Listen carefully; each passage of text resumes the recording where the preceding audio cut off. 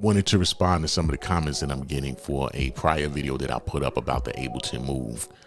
I wanted to also go through some of the comments and respond to some of those. I appreciate everybody for checking that video out. I also pinned a disclaimer in the comment section stating that this is not to bash Ableton Move users and supporters.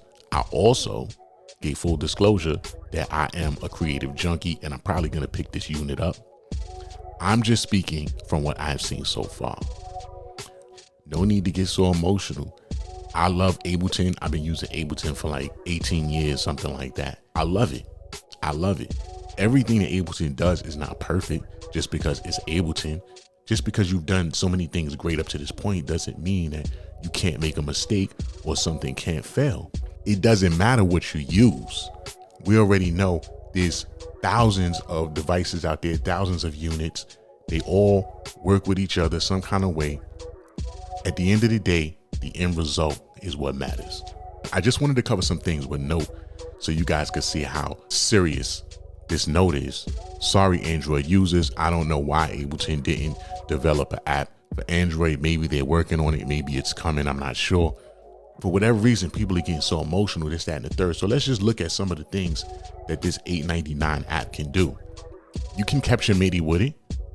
You can capture automation with it. You can work with loops. You can sample, you can note repeat, you can fix mistakes. You can do all of that. Everything that you can do in Move, you can do on Ableton Note. The only drawback is that it's only for iOS. You have audio effects. You can sample your environment. Only thing, I don't know why they never really give a number as to how many sounds actually come with Note.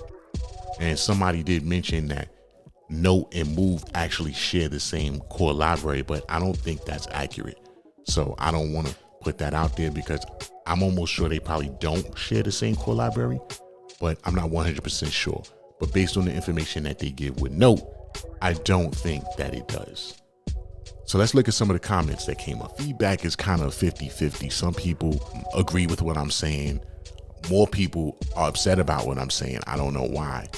A lot of folks have said that it's not as flimsy as it looks. It's very durable, actually. So when I pick this up, I can verify, but as I said, it's not in front of me. It just looked a little toyish to me from the video that I seen. But based on Ableton's history, maybe it's not as flimsy as I think.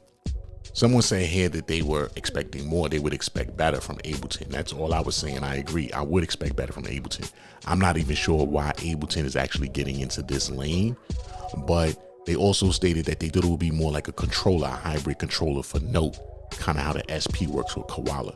I thought that was a brilliant idea. That would be great if this did that. I mean, maybe it will in the future, or maybe they'll come out with something else. I'm not. Somebody else said here, first 30 seconds, I'm not sitting with this device in front of me, but I wanted to chime in. So they said, okay, I'm out. We don't have to sit with every single device that we pass on. It doesn't have to be in front of us.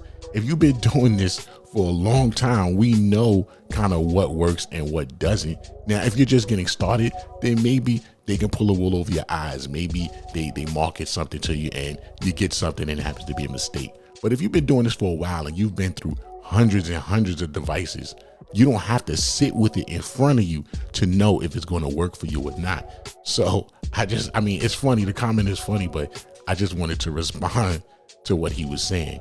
We don't have to sit with every single device in front of us to say, nah, that's not for me, or no, I'm going to spend my money elsewhere. Also, I did give full disclosure. I admitted to the fact that I am a creative junkie and that I am most likely going to pick this up. I don't have a choice. I can't really comment on something. I mean, I can comment on something and not pick it up, but that's not really what I do. I want to get it. When I first saw it, I said, oh, I'm getting this. Yes, I am a creative junkie and we're always looking for that next creative high. So silly device or great device, I mean, we've all made mistakes and try something, get rid of it, get something else, and that goes with the territory. I still feel the same way, but why Ableton would want to release this, and I'm not sure where they want to go. Clearly, this is the opening to somewhere else they want to go. That's how Ableton does. I mean, they probably have 3-4 other attachments that go to this, but we just don't know what it is yet. No matter what you guys are using, if you're using Ableton Move or you're using some other device, some other crazy device with buttons and knobs on it, keep doing what you're doing. I'm gonna catch you guys in the next video. Take care.